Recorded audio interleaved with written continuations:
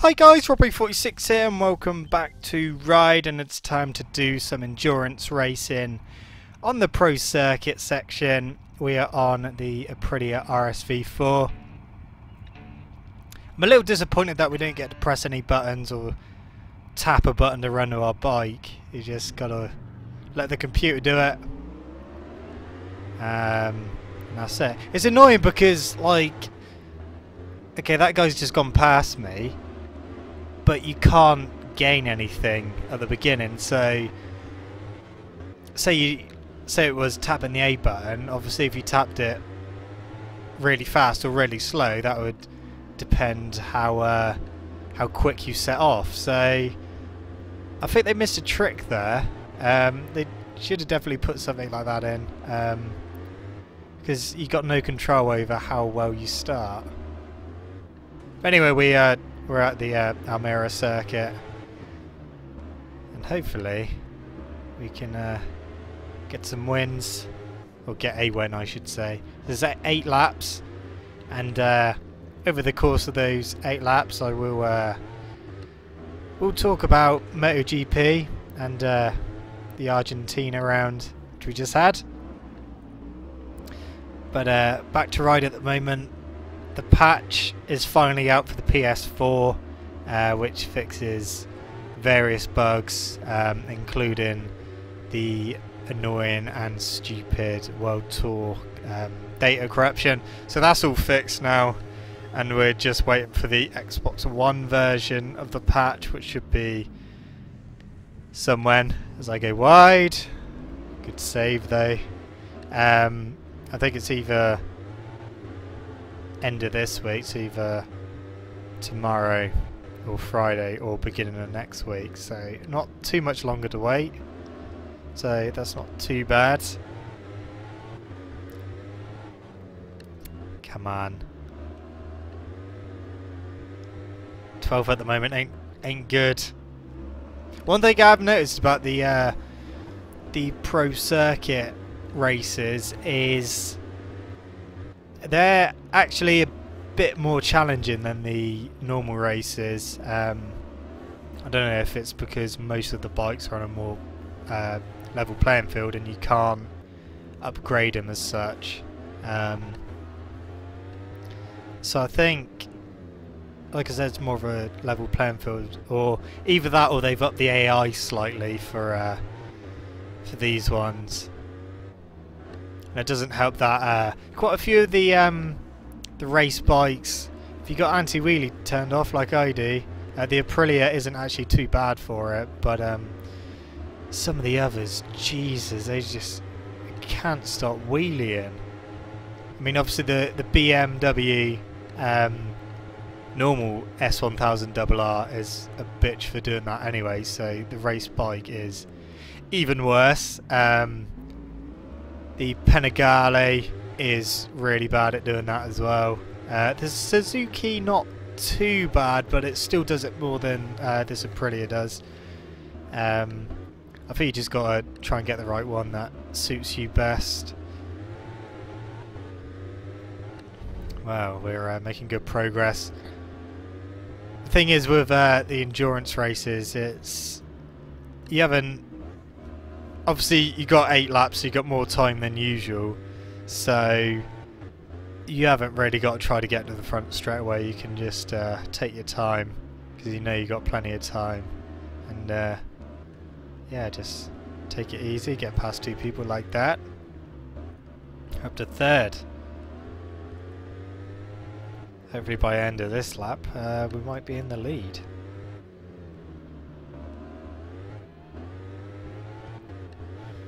One thing I've noticed is that the AI, especially on the these bikes, they don't. Oh, yeah, penalty. Cut the corner. Yeah, the AI hardly ever wheelie. So I don't know what kind of settings they give them. They probably got anti-wheelie on. I don't think we are going to lead into the next lap. Get this guy on the brakes, hopefully leg out. I don't know if they fixed that bug on the PS4, because the Dr. Dangle is bugged on the PS4. That's one thing I noticed, because I've had it turned on the PS4, but it's never actually, he's never actually stuck his leg out, but he does it on the Xbox. So whether they fix that patch, that bug, sorry, or even if they even knew about it, I don't know. It's Milestone, who knows anything. Okay, we'll get this guy.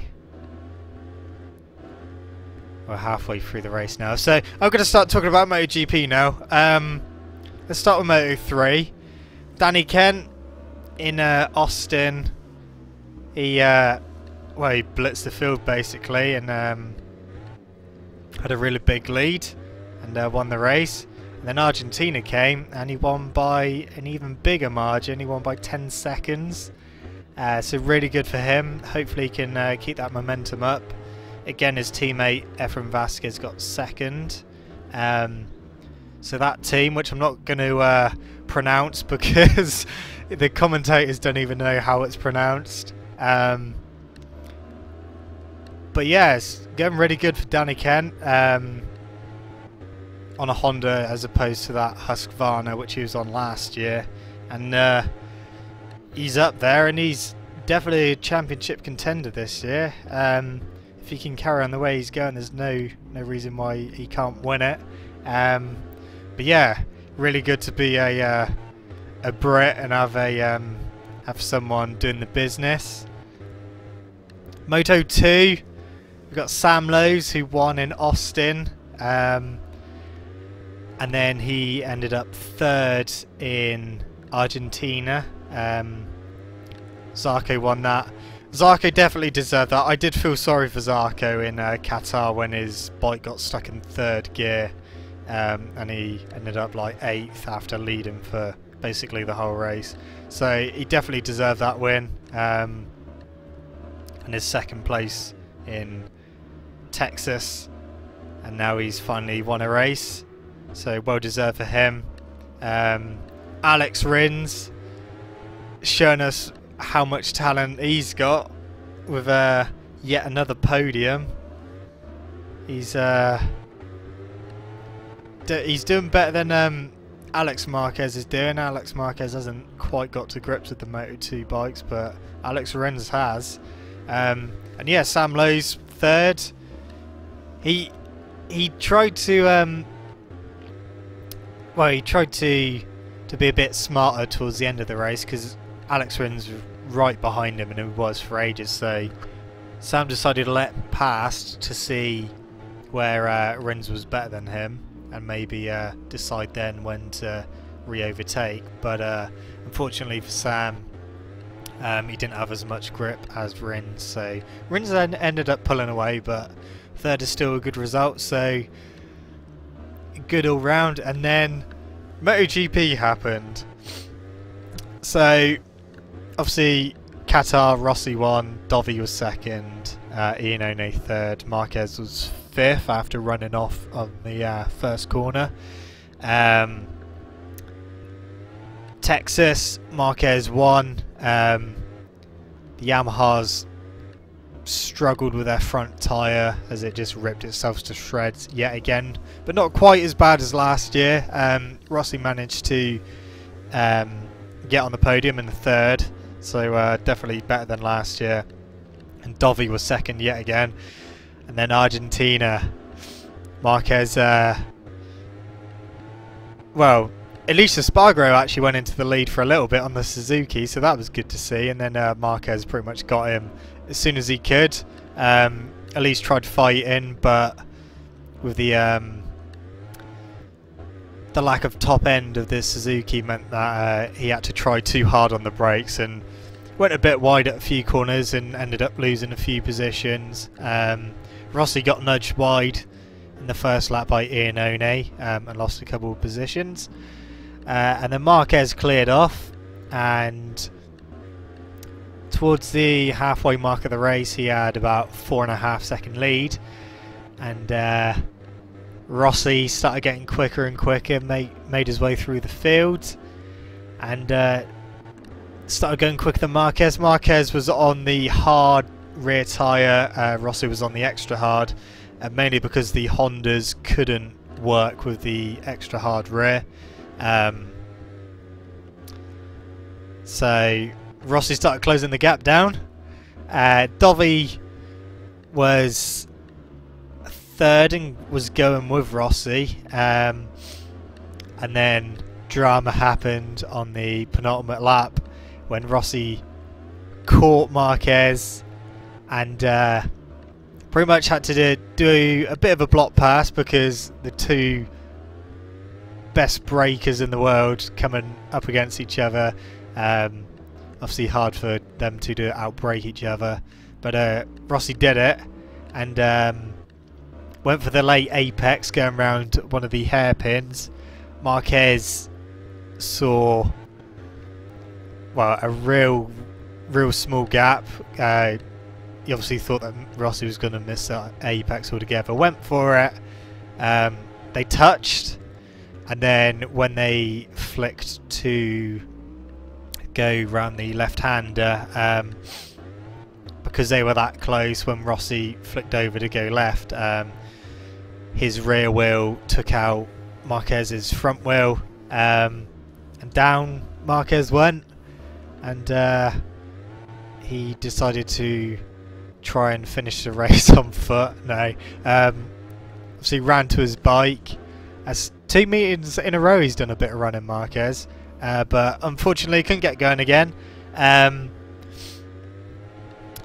But obviously racing incident, it was just wrong place in the wrong time for Marquez, a bit like Zarco and Simeon in Moto2 at Texas. They both had to go left, but Simeon was a bit too close to Zarco's rear, as was Marquez to Rossi's, and that's what happened. So Rossi went on to win. Marquez didn't get any points. Dovi again, another second place. That's 3 second places Dovi's got, so he's probably getting a bit tired of second place. He's probably hoping for a first place soon, but so good to see the Ducatis back in fighting for the top spots. And Cal Crutchlow ended up third, so a really good day for the Brits, with a first place in Moto3, and 2 third places, one in Moto2 and one in MotoGP. So really good, and can't wait for Jerez and the rest of the season, because it's be interesting to see how Marquez goes about his business now that he's a bit behind than usual. He's obviously going to come out all guns blazing and trying to do what he does best, but we'll see if Rossi has any more answers for him, and hopefully it's going to be a really good season. So that's the end of the endurance race, and yeah, managed to win. But like I said, the AI seems to be upped a bit for these races, but bit of fun nevertheless. Anyway guys, thank you so much for watching. Don't forget to leave this video a like, subscribe to my channel, and I shall see you guys in the next video. See you!